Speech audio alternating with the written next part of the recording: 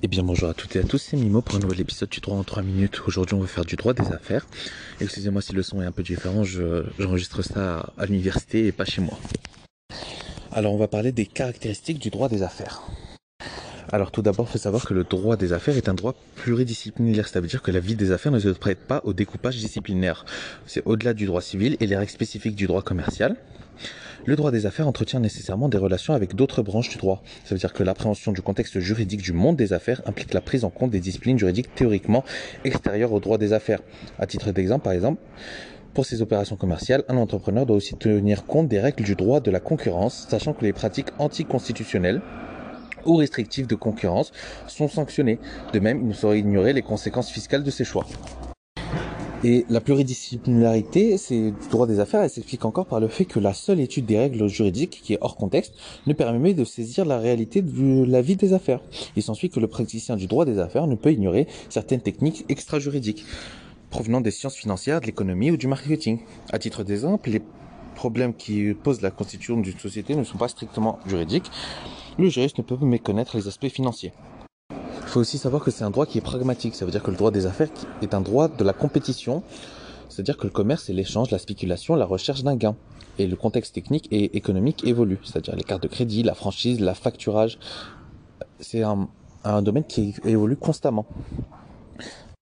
Ça veut dire que le droit des affaires se préoccupe peu des théories générales. Il cherche uniquement à donner aux entrepreneurs les moyens de réaliser leurs affaires et notamment à leur faciliter le crédit. Il faut aussi savoir que le droit des affaires limite le plus possible les entraves à l'action des entreprises. Les aires de liberté sont plus larges qu'en droit civil. De même, les modes de solution des litiges sont plus souples.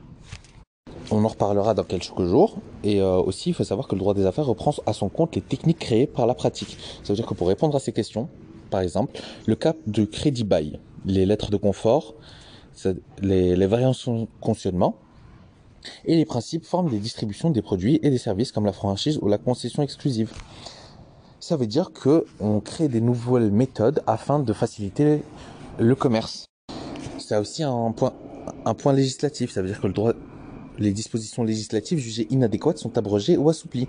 C'est les règles commerciales qui sont modifiées. Et pour finir, c'est aussi un droit qui est avant tout un droit du crédit. Ça veut dire qu'il n'accorde que peu d'importance à la personne des contractants.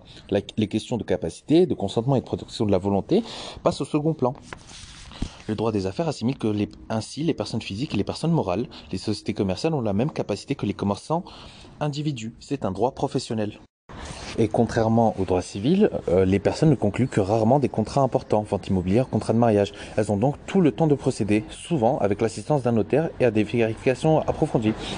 Ce qui n'est pas le cas du droit des affaires. Il va indifféremment, la rapidité est l'essence du commerce. Le temps, c'est de l'argent. Certes, on y retrouve des actes graves qui nécessitent de longues négociations, par exemple la conclusion d'un gros contrat international, mais la plupart des actes de la vie des affaires, la vente, transport, assurance, opérations bancaires, etc., sont répétitifs et se concluent nécessairement vite.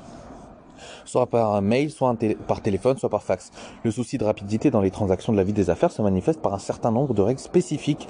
On peut citer par exemple le principe de liberté de la preuve. C'est l'article L110-3 du Code de commerce dispose qu'à l'égard des commerçants, les actes de commerce peuvent, sauf exception, prouver par tout moyen. Par exemple, la théorie de l'apparence, ça veut dire que la conclusion nécessairement rapide des contrats commerciaux justifie la reconnaissance juridique de la théorie de l'apparence, qui évite d'avoir à procéder à des vérifications minutieuses quant au pouvoir de son contractant ou à la réalité des situations rencontrées. Et on a aussi les procédures commerciales qui sont les contentieux et en principe plus rapides. Et enfin, l'utilisation fréquente des contrats types. Ça permet d'accélérer et faciliter la conclusion des contrats usuels. Et pour finir, on a aussi une exigence de loyauté, de transparence et une obligation aux commerçants de tenir une comptabilité. Ce sont des sécurités juridiques.